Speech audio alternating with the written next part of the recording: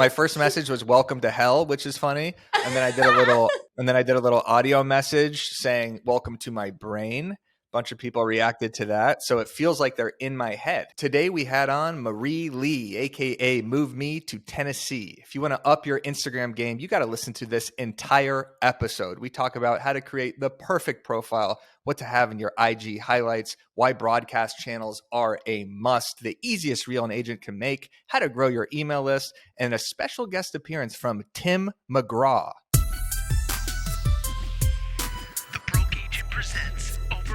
Podcast.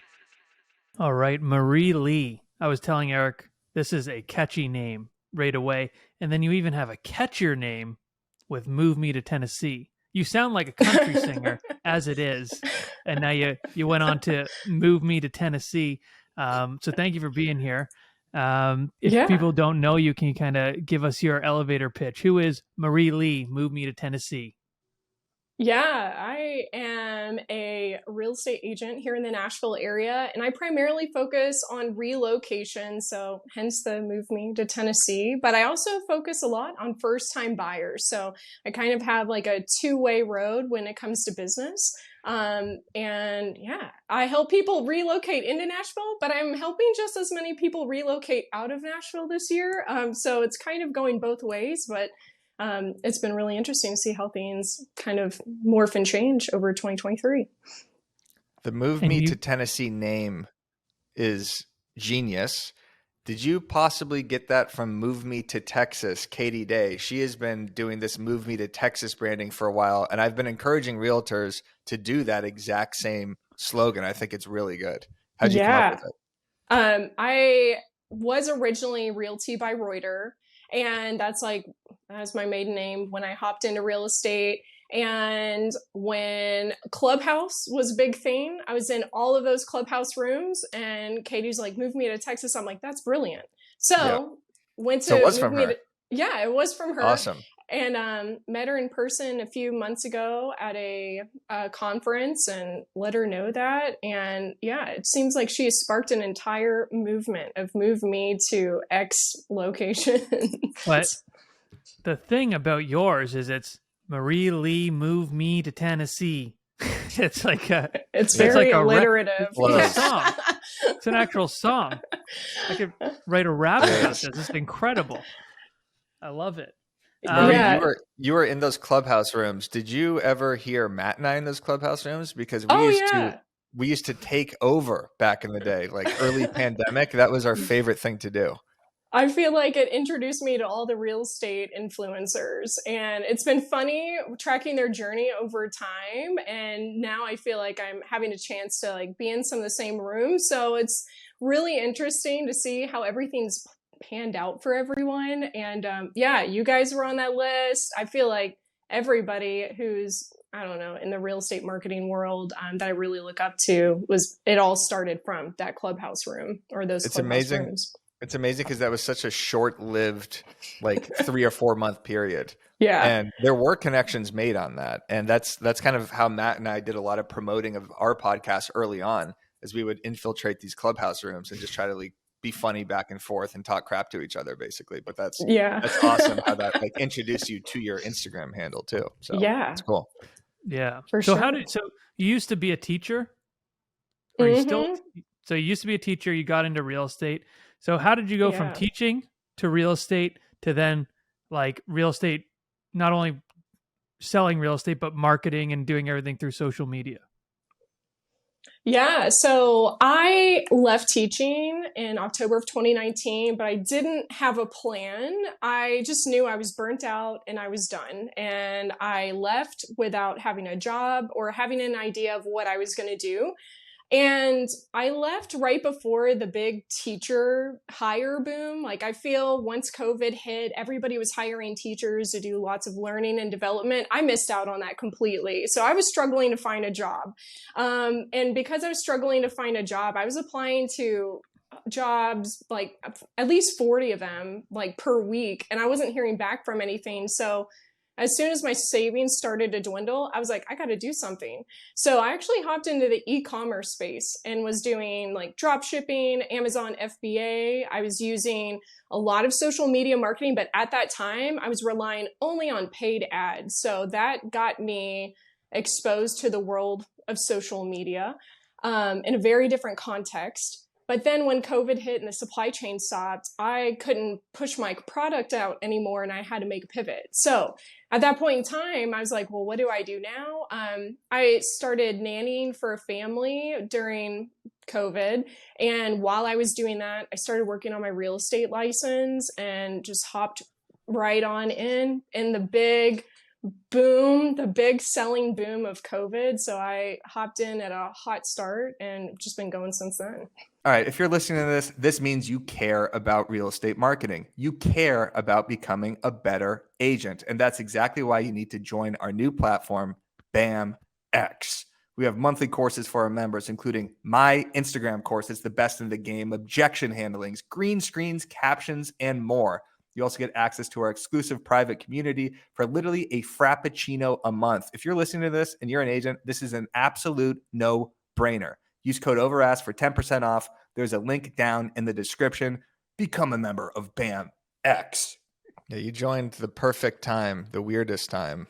The hottest time, especially for content creators too. Matt and I always talk about that being kind of the golden age of real estate content creation, just because everybody, if you couldn't go out and sell homes because of COVID or whatever, you had to be creating TikToks and reels and everything. So did your first sales come from social media, and like, what did your first post look like? So I distinctly remember my first post. It was on TikTok and it was me doing a little dancing and pointing to some audio, really throwing it back there. And, it did somewhat well, but I knew that my audience was like, what is this? Like, what is going on? So I actually did that video. I was talking about 5 things to negotiate in an offer.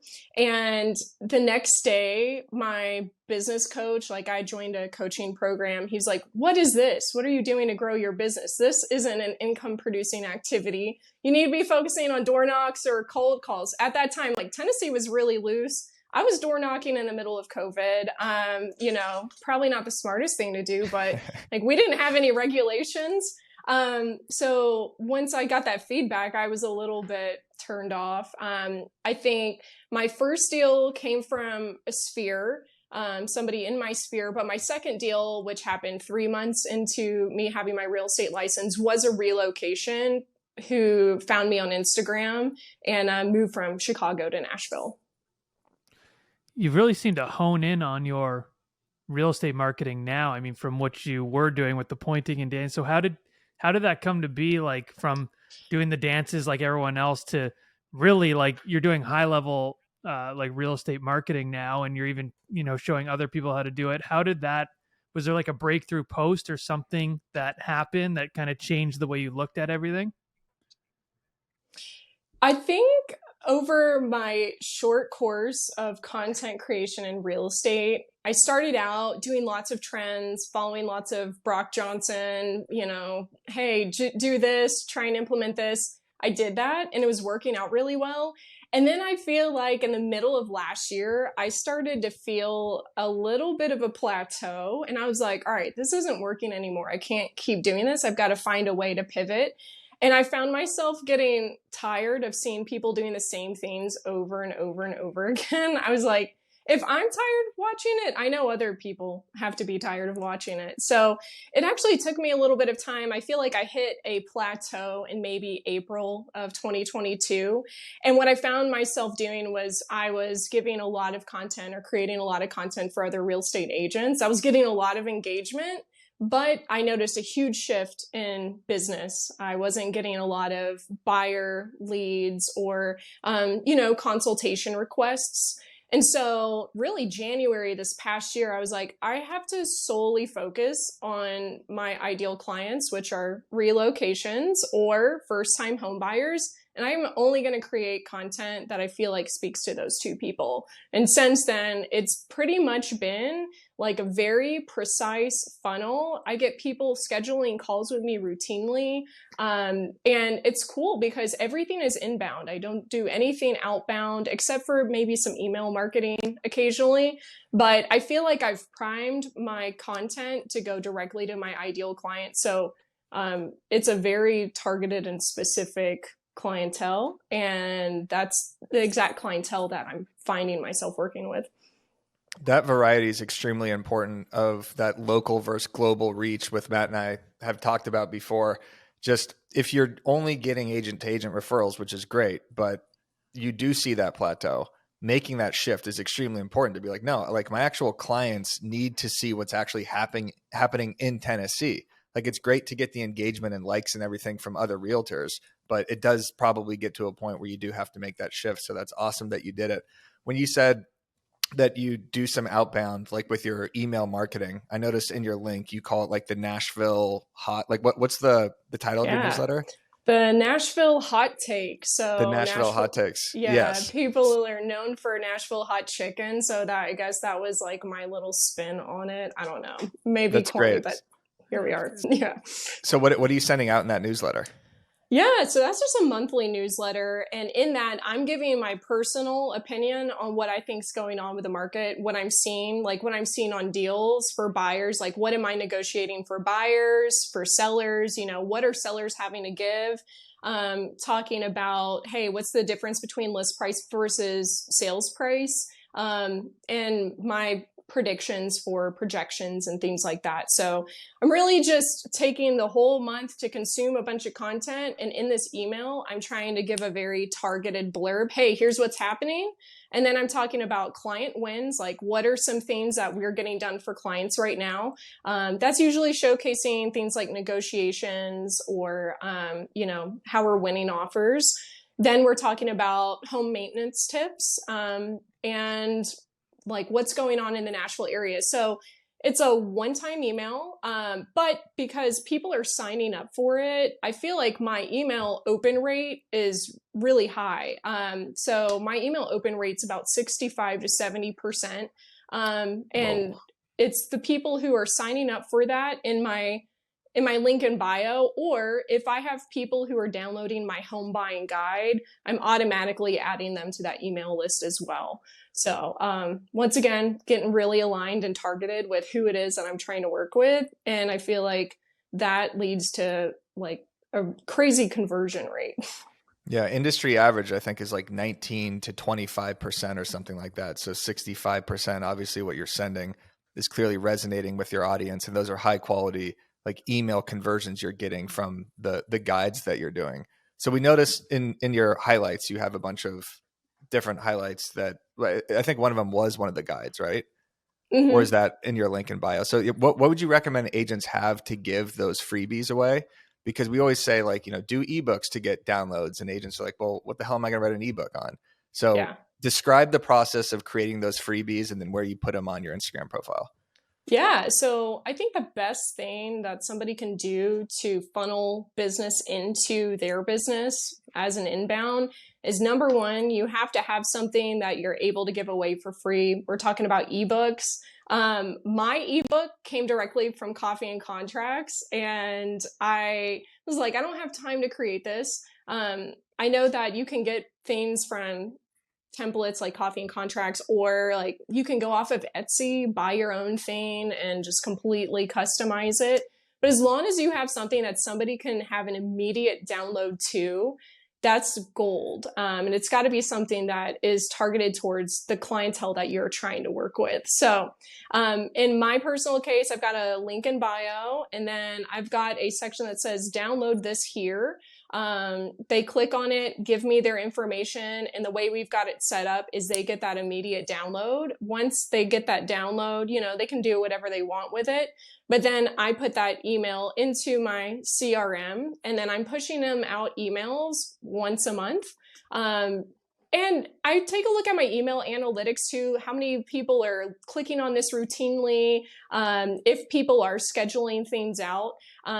So, hey, lead our landing pages is a really great opportunity. But then I think another one is I've got a direct scheduler in my link in bio, and people go directly to that link to schedule a 15-minute work with me consult. So really low barrier to entry. We're just hopping on an initial chat and conversation, seeing if this is something that I'm able to help them with.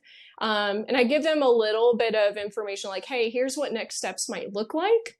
And then I'm taking their information and inputting it into my CRM. So they're getting that email once a month. So I think I'm staying top of mind with the information that I'm putting out on Instagram, but I'm also staying top of mind, but not in an annoying way with my email marketing. So yeah, that's what's been working for me so far. Yeah, go to Move Me to Tennessee's profile, click that link, because in her link tree, there's all those options. Are the 15-minute schedule, the email, the download, then you have like features from your podcast, like your properties, like it's exactly what every realtor would want. Sorry, go ahead, Matt. Yes, thank you, Eric. I'll talk now. How often are you tweaking these things? Because like obviously I would assume not everything's like working the first time to get those clicks and get people to go where you want. So is it like an active thing where you're looking at those analytics and being like, okay, why isn't this working? And how often do you like look at that to tweak it to where it is now? Yeah, I think I'm looking at my analytics pretty often. And with that, I'm trying to make tweaks as needed. It's funny you guys are mentioning my highlights because I was just thinking I have got to update those. Those are probably pretty old and outdated. Just as in, I'd like to stay fresh, and I don't want it to be. I don't want it to be like the real estate agent who has the headshot from 20 years ago. I want somebody to know what I'm looking like, and giving fresh, relevant feedback. So ideally, my highlights I've done maybe once a year. And I just try to see, hey, is there anything where I'm feeling like something's lost in translation? So I would get people who would download my ebook, and then I wouldn't have any follow-up conversations. So that's when I was like, hey, I need to implement a scheduler so somebody can schedule something immediately.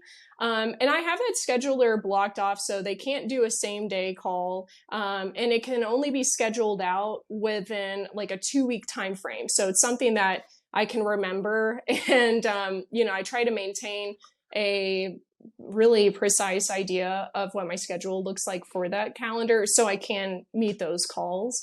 But that's like a small tweak that I made. And I feel like it's made a huge difference. Yeah, having those call to actions in the ebooks also is really important. Like once we get their email address, they read it. Then at the bottom, we always have like a last page that gives them more options of what to do. Visit the nowbam.com website, join BAMX, check out Coffee and Contract. So it's always giving them something else to do as well, or having little plugs throughout that ebook. But for the people listening, like Lead Pages is a super easy site to do this on, where all you have to do is upload a PDF, and then you have all these lead magnet trackers that you could use. So not only when they put their email in, do you send them an email right there with like the downloadable PDF, but within that email, you could give them other calls to actions about whether it's scheduling a call or checking out a new listing or property website or anything like that. So these freebies are just the best things, I think, for real estate agents to do to build their list. And then you could also run ads on them too. So we're running ads on our 100 Hooks ebooks right now. I don't know if anyone's seen these. They're probably following everybody around the internet that follows BAM right now. But you're giving something for free, like 100 hooks for real estate agents or 200 hooks. Like you are going to download that. So I know I've seen it. Yeah, exactly. The targeting's working. Yeah. Yeah. So what you've been doing this at a high level now for agents who really don't know how to they understand that, okay, social media is here to stay. It's a part of the business now.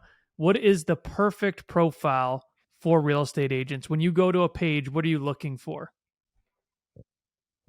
I would love to see photos or videos of themselves. I know that seems so simple, but I feel like a lot of times I see people hiding behind houses or like already created content, like their brokerage created content.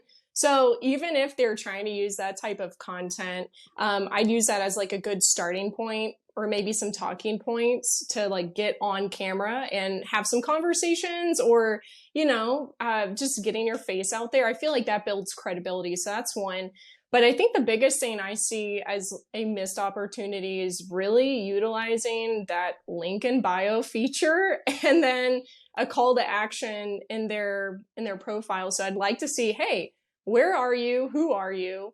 Who do you help? And then what's in it for me? If I'm going to follow you, what am I going to get in return back? So, if you are very targeted and niche down with what you have to offer, I feel like people are going to be more inclined to follow you, or at least aligned followers, like who you want to be following you.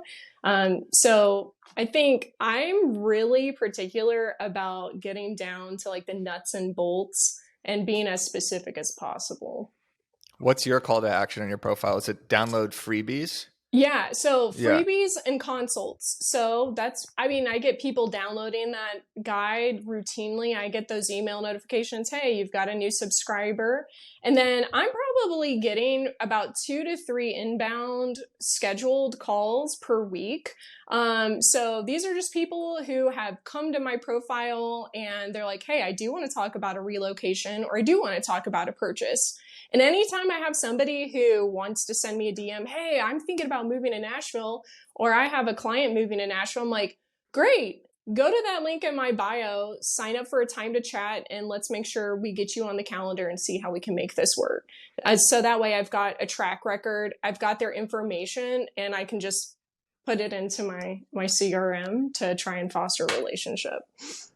Do you think everyone should have a kind of hooky handle like you have? Move me to Tennessee.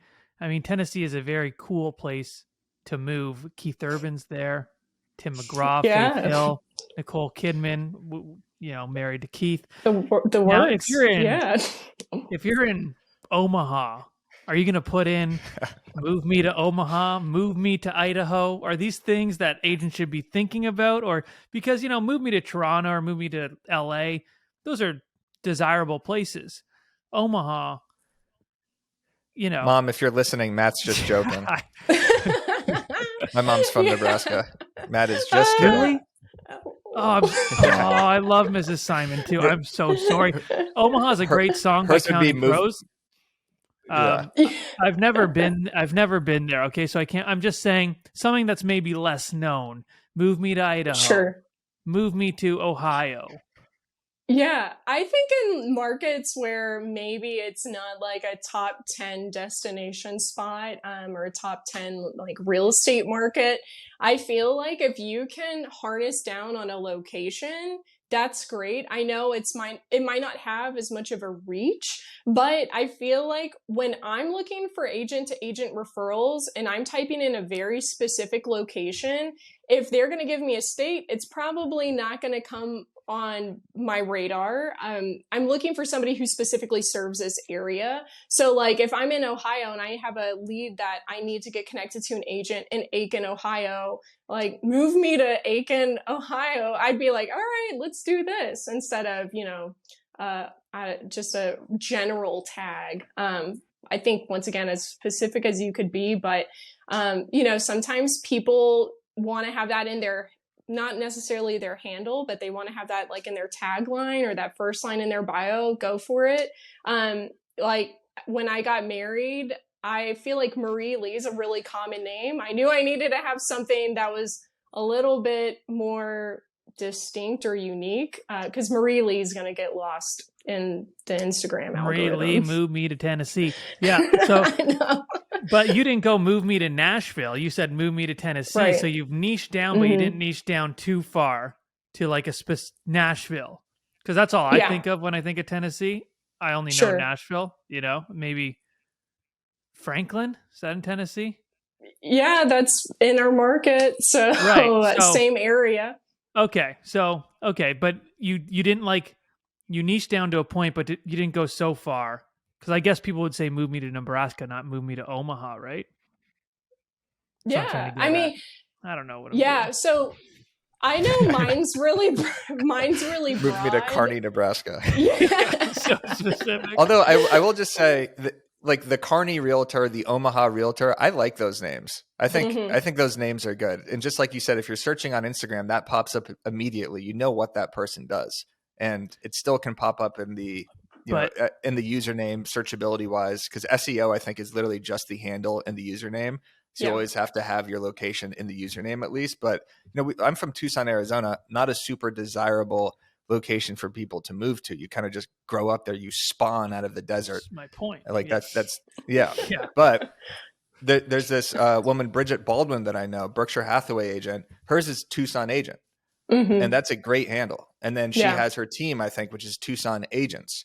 And it's just like, I know exactly what this person does right away. So I think it's good. Even my whole point with it is like, Marie is move me to Tennessee. So if someone wants to go, if it was move me to Nashville, people maybe would think, oh, I want to move to Franklin. Marie's not the one for me, Yeah, you're right. You're pigeonholing yourself a little bit too much. I see what you're saying, Matt. Yeah. Yes. Yeah. If it's a huge city, move me to Los Angeles, then yes.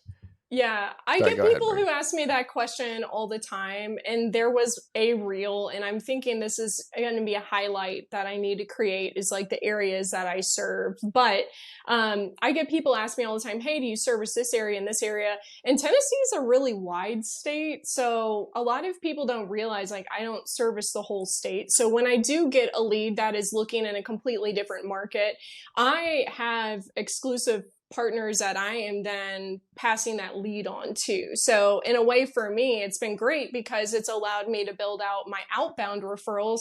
Hey, I need somebody who is in the Gatlinburg market looking for an Airbnb. I've got a guy that I'm able to connect them with in the Gatlinburg market who specializes in Airbnbs. Or, hey, I'm looking for farmland in South Tennessee. I'm like, hey, I've got a person to connect you with. So I'll be upfront like, hey, I can't help you, but I do have somebody who can. Let me get you connected. What's your best email? And then I'll usually do like a combination email with both parties. Then, I'll send over a referral agreement once we get everything squared away. You know what I hear all the time, Eric? What? Agents complain that online leads are trash. You're right. It's so annoying. It is annoying. Not converting, being non-responsive, etc. Let me let you in on a little secret, Eric. Okay. Boomtown was literally designed to overcome those challenges. They know that online home shoppers are further out from transacting maybe 3, 6, even 12 months, Eric, down the road. So Boomtown nurtures those leads for you using proven automated smart drip campaigns. And beyond that, Boomtown also monitors your entire database of leads for behaviors that indicate readiness to transact and then engage them for you at exactly the right time. You see everything, everywhere, all at once. Omnipotent, right, Matt? Or omniscient or something like that. Right. Yeah, it's kind of like that, except it's you that's everywhere. And there are no hot dog fingers, whatever the hell those are. So if you're ready to grow your database and have your transactions steadily increase, visit boomtownroi.com/overask. If you haven't yet already, after listening to this podcast for 2 years, you're out of your damn mind. Plus, you'll get $750 in free digital advertising credits. That's boomtownroi.com/overask. It's the best CRM in the game, hands down. I will say. So you mentioned your highlights.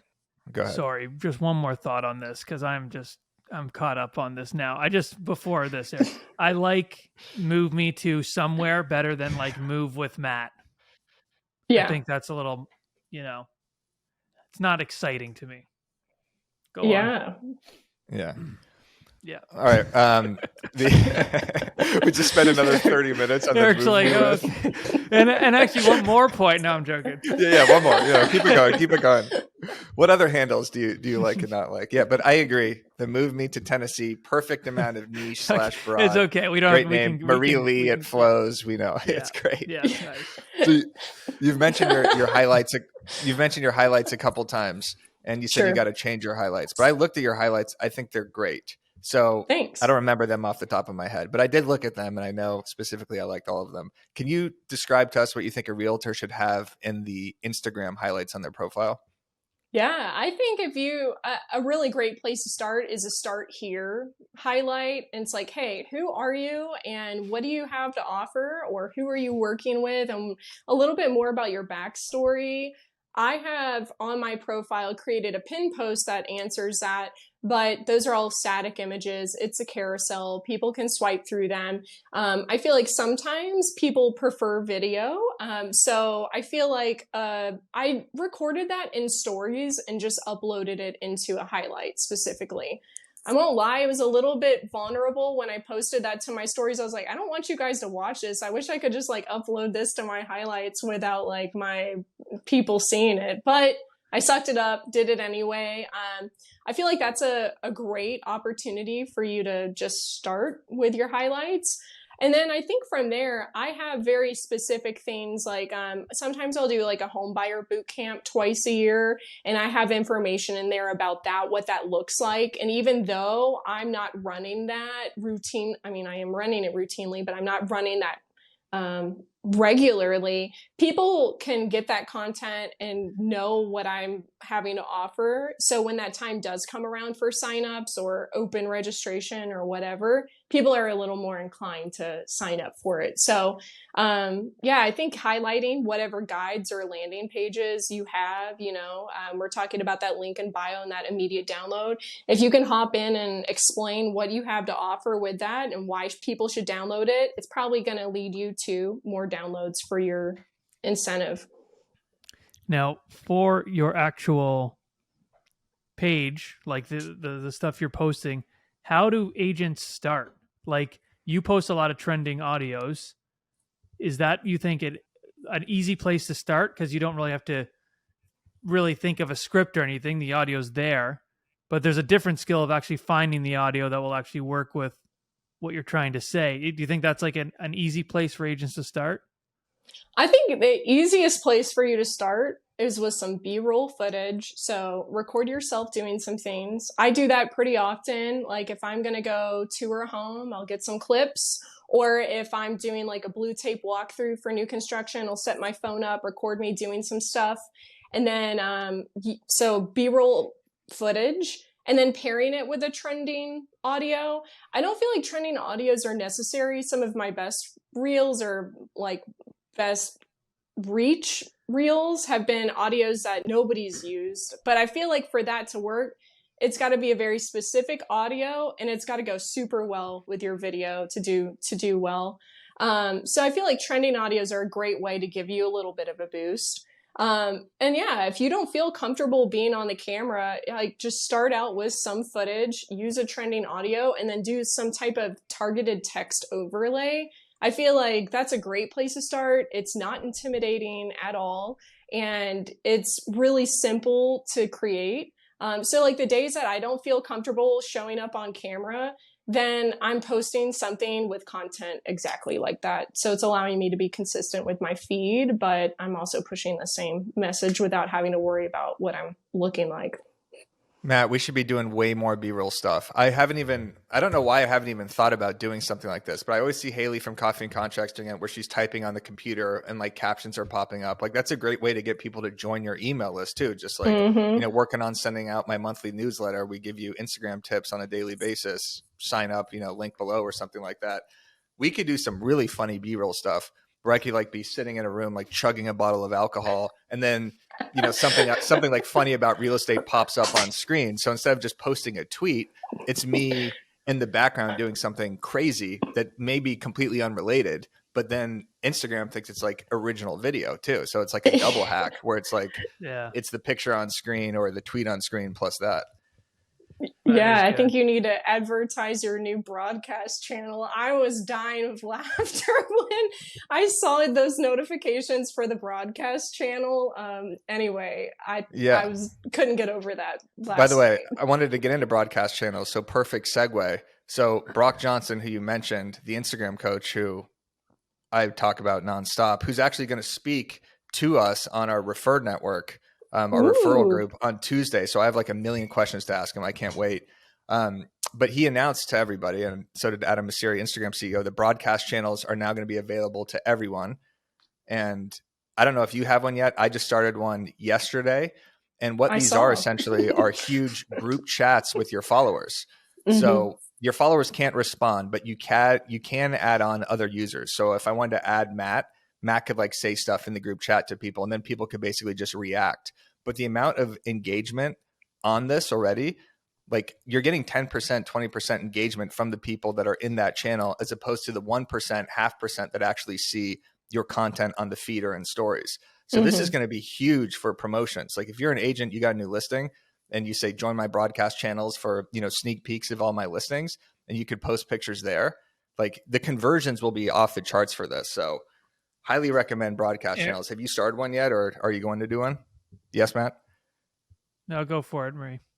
No, go. Oh, I was just say I have checked for that feature daily, and I saw that notification. I still don't have it.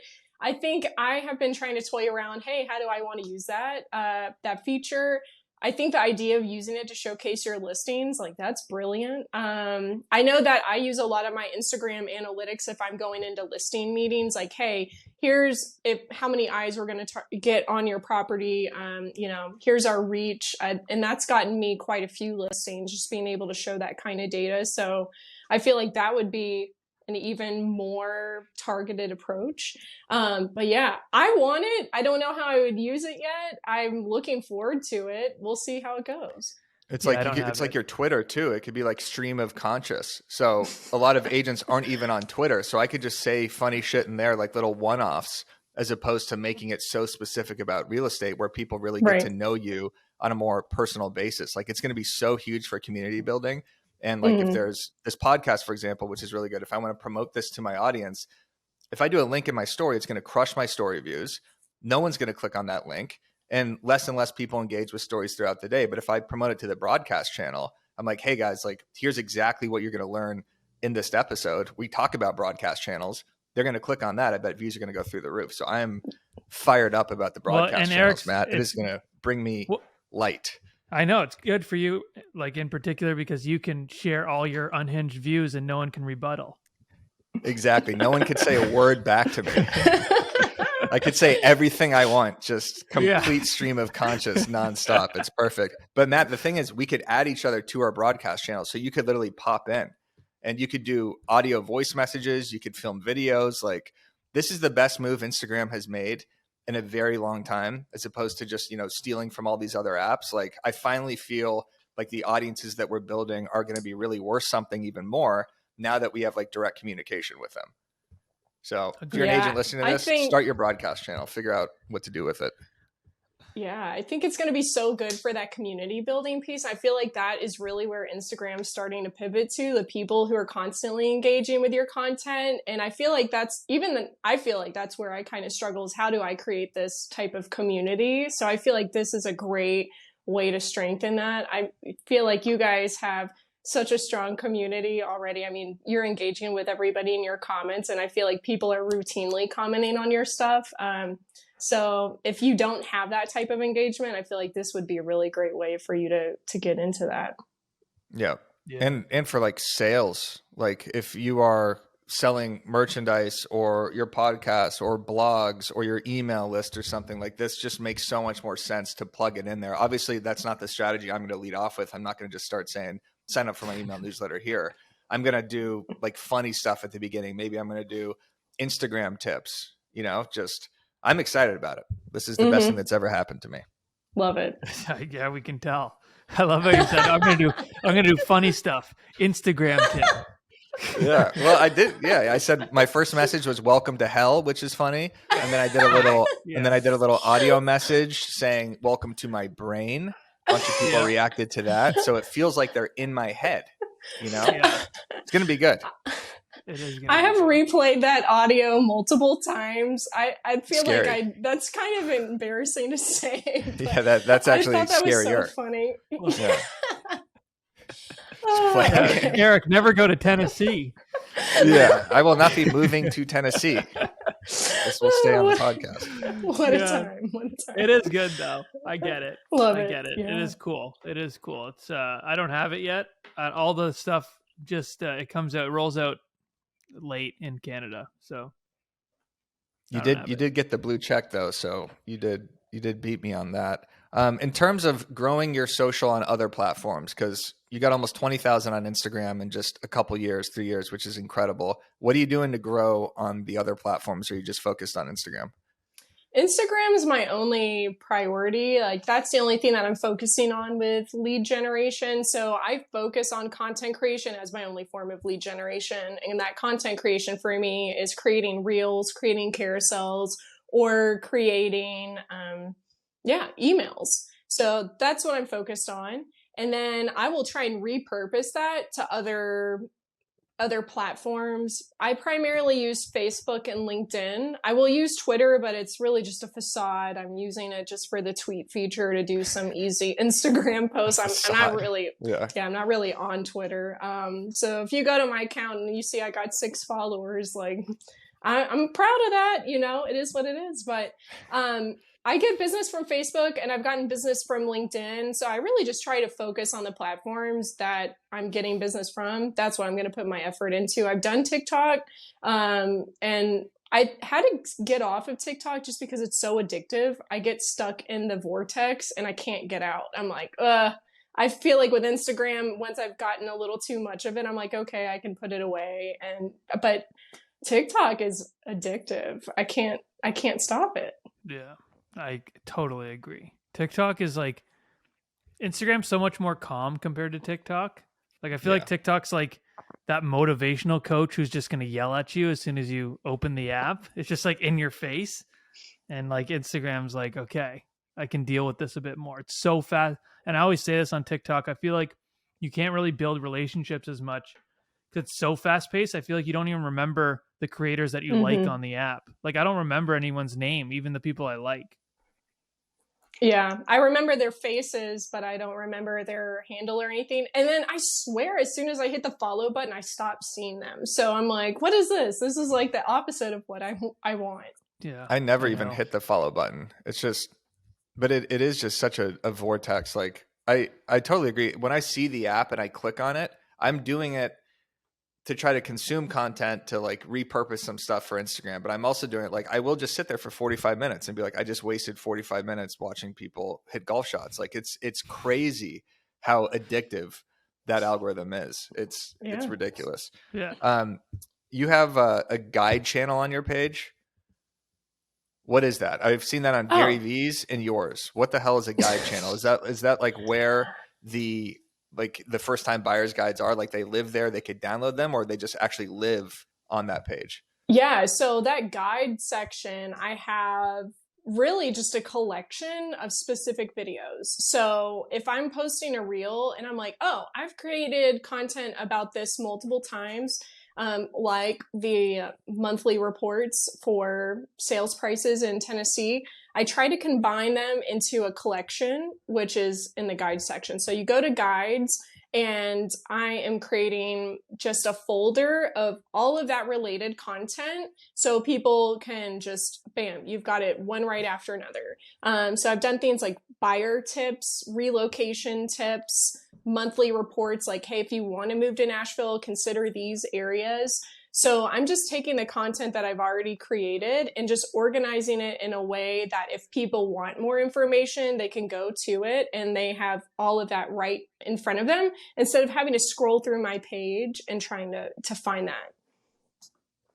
Smart. Do you ever go for like shock factor content, like because I was mentioning like Keith Urban and stuff? Do you like not go to their house, but like show people on Instagram, like, oh, this is where like Keith Urban lives? Like, wouldn't that be like such a, I don't even know if you can do that. I tried that with Drake. I went to prison for 3 nights. Yeah. Okay. What a time. No, we've got a lot of, it's funny to me because I moved to Nashville. I didn't care for country music. And sometimes I forget like people live here that are notable.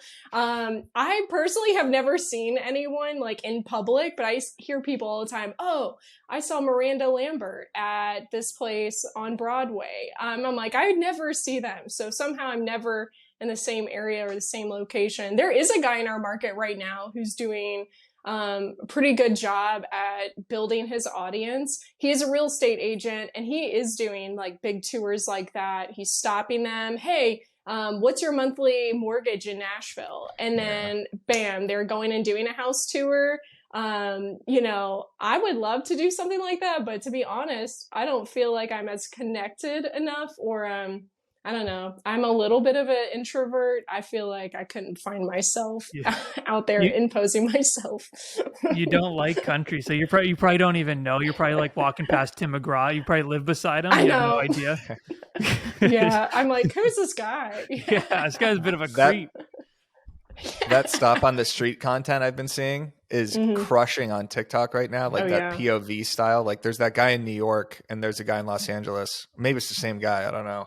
But just stopping different people, asking them their monthly income, what they do for a living. Can I see your apartment? And obviously it's all like pre-arranged because it's like, oh, Scooter Braun just walked by. Hey, what do you do? Hey, Taylor Swift just walked by. What do you do? Like these are all, you know, arranged, but I like that POV content.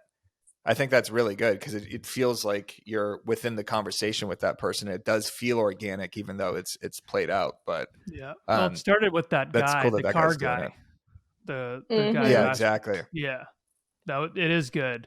I watch that content always. I see the guy on Rodeo Drive who like asks what they do for a living, and they always lie.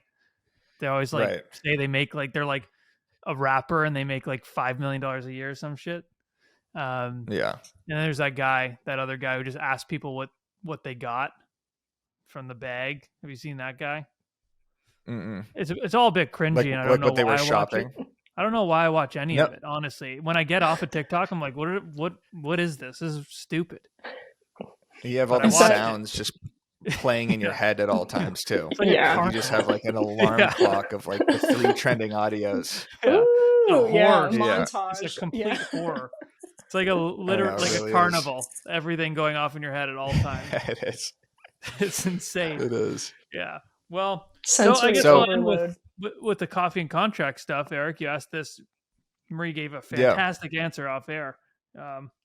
We can ask that again. All right, I'll ask it again. Marie, so it seems like when I know this, because I did ask it off air, you just joined Coffee and Contracts. Yeah. Which I have been creating content for 2.5 years now. It's the best content platform in the game. You should use my code BROKEAGENT, by the way. We'll link that up in the description. What are you doing for Coffee and Contracts? Yeah. You're in the Facebook group, you're coaching, like what's going on? So I came onto the Coffee and Contracts community having been a user since I joined. So Coffee and Contracts was probably the first thing that I invested in for my real estate business. And that's because I didn't feel like I had content to post. So I went ahead, joined the membership, and was using their posts routinely. And now I feel like it's kind of come full circle. Now I get to coach people on how I'm using it. And then really I'm going to be in there giving mini trainings or specific feedback on what people are doing or want to do. So even this morning, we got people who are like, hey, how do I do voiceovers on Reels? I'm in there giving just like a screen recording of, hey, what buttons do you push? How do you get to this feature? How do you do it? I'll be doing some very specific targeted trainings, but I'll be doing some broad trainings like on July 17th, I'm going to be doing a Reels 101 video or training where we're going to be talking about, hey, how do you create and edit a video in Reels? We're going to talk about filming in the app, using B-roll content, the works, and outside of that, it's going to be like, hey, if you want to make this specific type of content, how do you do it? And here's a step-by-step guide on how to do that. Nice. Well, the Coffee and Contracts community is great. Like I said, been a part of it for almost 3 years now. And it's awesome seeing that content across like a ton of agents that I see using it. Like you could tell the profiles that are using it because they're just more aesthetically pleasing. You can tell the content. So that's really cool. Congrats on joining. And then final thoughts. What are you doing? What is your next like couple weeks of content look like? Like what do you have planned?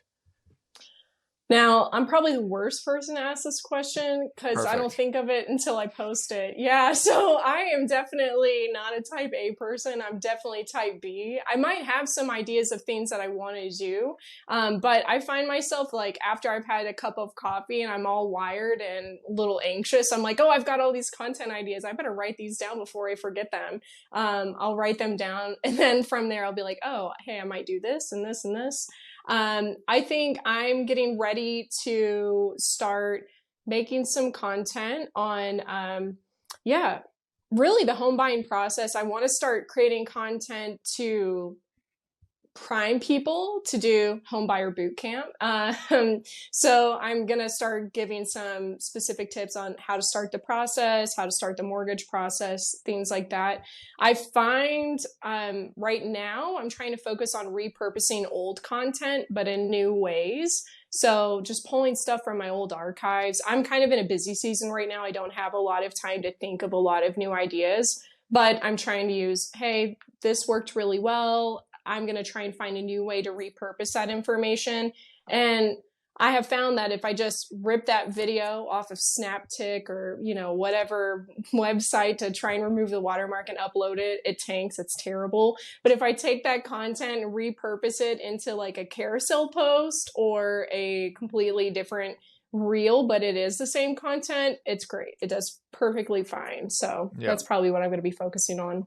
Yeah, the repurposing, I've been doing that nonstop, just going back on posts from 2018, 19, using those captions, turning those into reels, trying to find, memes, images, and videos that are correlated to that. So that is, if you got a bank of content, repurpose. So love it. There we go. Thank you, Marie. That was fantastic. Super, super knowledgeable, super valuable. Congrats on the coffee and contracts. And thank you. If anyone wants to move to Tennessee, you hit up Marie Lee. Move me to Tennessee. Sorry. Delete that part. Yeah. Delete the whole podcast. Go listen. Go listen to my broadcast channel. Me saying "Welcome to my brain" a couple more times. Yeah. That's embarrassing. What a time. Yeah. Thank you so much for coming on. Thanks for having me. Appreciate it.